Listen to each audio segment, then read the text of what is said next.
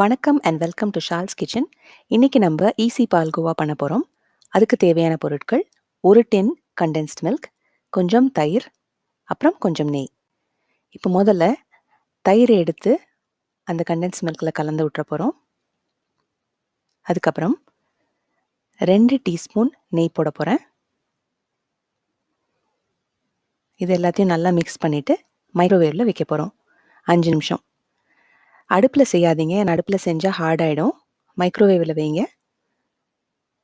நல்லா கலந்து விட்டுட்டு.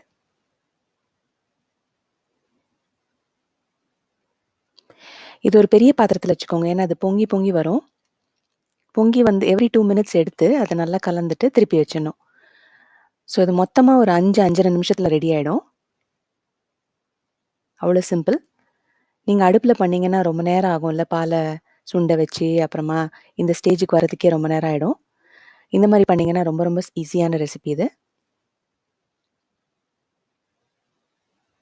இப்போ 2 நிமிஷம் ஆயிடுச்சு, எடுத்து கலந்து விட்டுலாம். திருப்பி வைக்க போகிறோம் மைக்ரோவேவில்.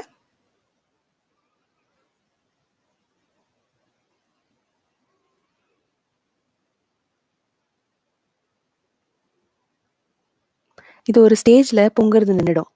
அப்போ பால்கோவா ரெடின்னு அர்த்தம். கொஞ்சம் திக்காயிடுச்சு பாருங்கள். இப்போ ஆல்மோஸ்ட் ரெடி. இது நல்லா நம்ம ஆவினோட பால்கோவா மாதிரியே டேஸ்டியாக இருக்கும்.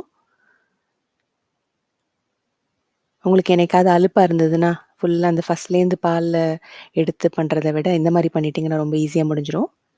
இது இப்போ ஒரு பவுலில் ட்ரான்ஸ்ஃபர் பண்ணிடலாம். எவ்வளோ க்ரீமியாக இருக்குது பாருங்கள், ரொம்ப டேஸ்டியாகவும் இருக்கும்.